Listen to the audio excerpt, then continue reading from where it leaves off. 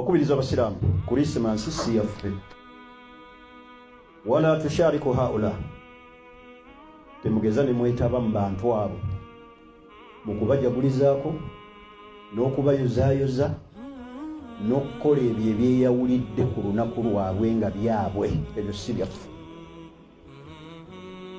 wadde okutimba ennyumba n'etiba baluuni Christmas tree abaana baffe tubakuze nga balina aqida muli mitima eya alwala walbara alwala kwe kwagala omutungo omwagala kulwa Allah kulwa tawhid albara kwe kukyawa omuntu ng'omukyawa kulwokuba talina tawhid mwe abaana bammwe muli bakuze ddinga eya aqida ebali mitima nti omusiraamu tajaguza lunaku olwo wabula no shopping ennyama no shoppinga soda no timba Christmas tree omwana n'omulaga nti olunaku lwa nkizo olunaku olwo okumanya bubi kyekigambo kye bateekako Allah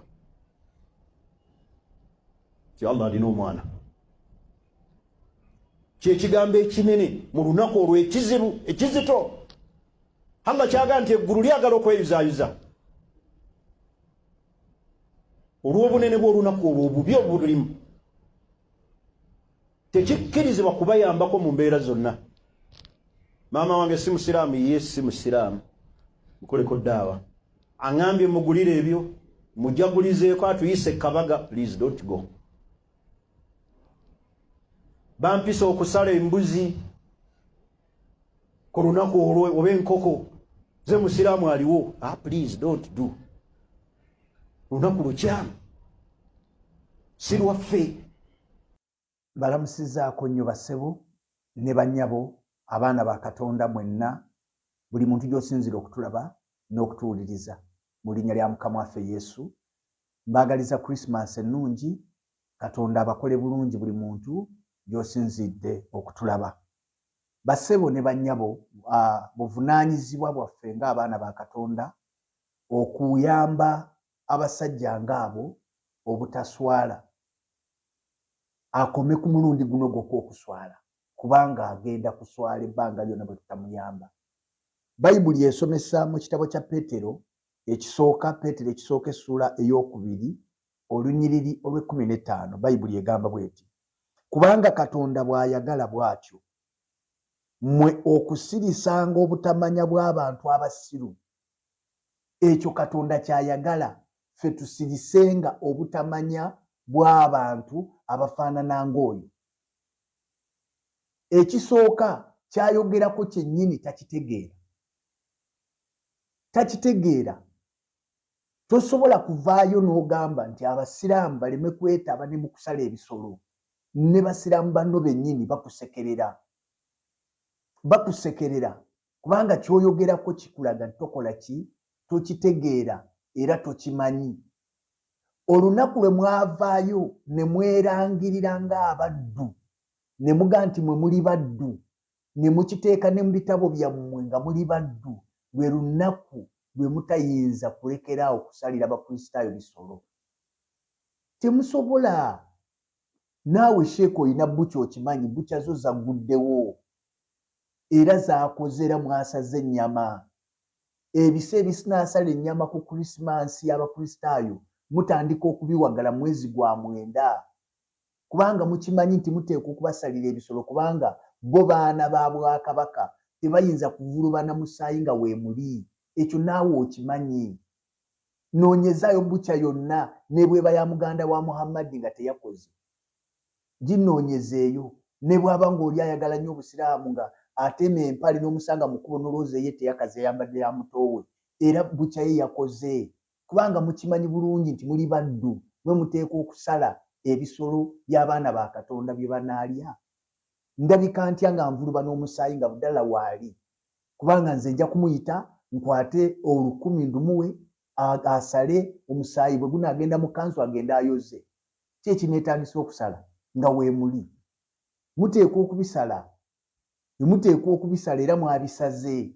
Kati ebyoyogera byonna ne basiraamu banno bennyini bakusekerera kubanga temuyinza kwewala kusalira Abakristaayo bisolo ku Krisimansi nga muli baddu. Ekyo nammwe mukimanyi. kati mwagala abakristo babasala nga muwe muli abaddu. Ekyo kimu. Ekyokubiri, njagala kuyamba sheeka nkutegeeze nti ffe abakristaayo bwe twogera ku Yesu okuzaalibwa tetutegeeza Isa. Isa wa Qur'ani wanjawulo nnyo ku Yesu Kristo owa Bayibuli mu bintu bye ngenda okuwa. Ekisookera ddala bassebo ne bannyabo, Bayibuli esomesa mu kitabo kya Lukka essula ey'okubiri okuva ku lunya olw'omunaana mpaka ku 12. Bayibuli egamba nti Yesu Kristo bwe yazaalibwa ne wabeera essanyu.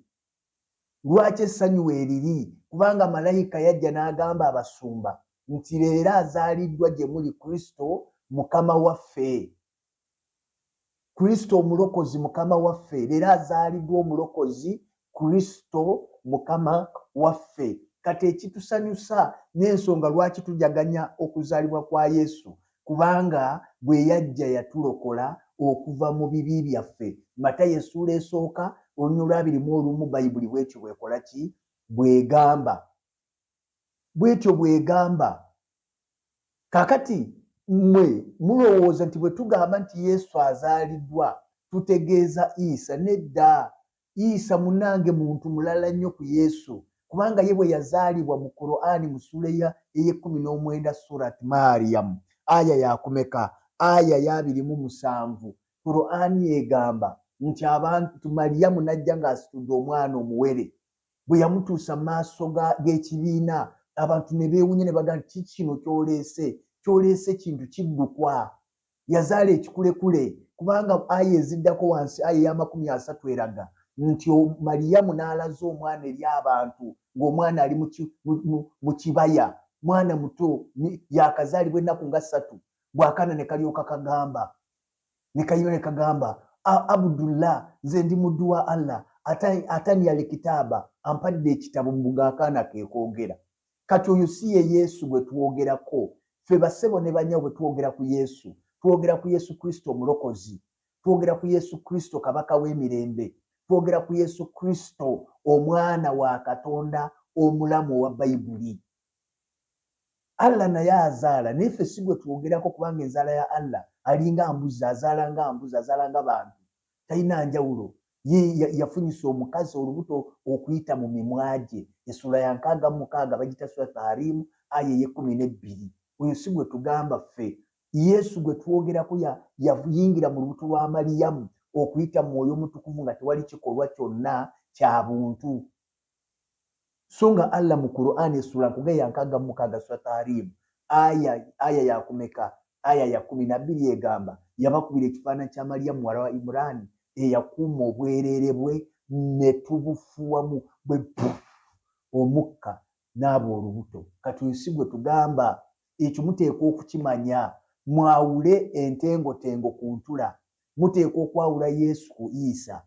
Yesu gwe twogerako bassebo ne bannyabo, Bayibuli emwogerako nga ye kabaka w'abakabaka. Oyo gwe tugamba. Yesu gwe tujaguliza okuzaalibwa kwe, tujaguliza Yesu omulokozi w'ensi zonna. Yesu gwe twogerako bassebo ne bannyabo gwe tujaguliza Yesu ayina amaanyi okuggyako ebibi by'abantu. Yesu gwe twogerako bassebo ne bannyabo, twogera ku Yesu asonyiwa ebibi, omwana wa Katonda omulamu gwe tugamba. Oyo alina obuyinza. Bayibuli gweyogerako mu Yokaana essula ey'okutaano nti alina obuyinza nga abafu abali mu ntaana basobola okumuwulira ne bazuukira.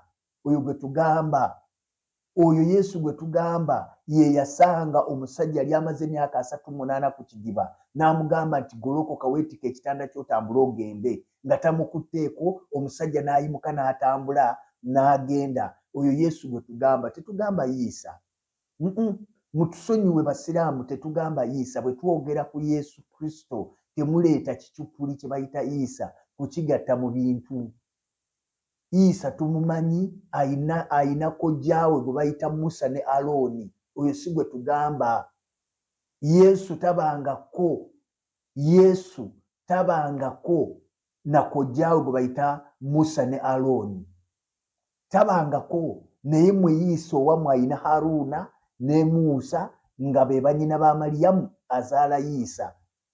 kati usigwe tugamba mikwano munatusonyiwa imutusonyiwe usigwe tugamba ffe twogera ku Yesu Kristo azuukiza abafu twogera ku Yesu Kristo agenda okudda nga kabaka era omulamuzi asala omusango gw'abafu n'abalamu tetwogera ku Isa agenda okujja ate embizi amenye emisalaba alwane ne Sheekh Dijaali oluusigwe tugamba n'olwekyo muleme kusiba mitaafu gya bwereere munyiigira bwereere ekyo bwe munakitegeera mubeere n'essanyu n'emirembe mutusalire ebisolo nga mumanyi twogera ku Yesu tetwogera ku Isa kanzikirize nti ekyo mukitegedde bulungi mu linnya lya Mukama waffe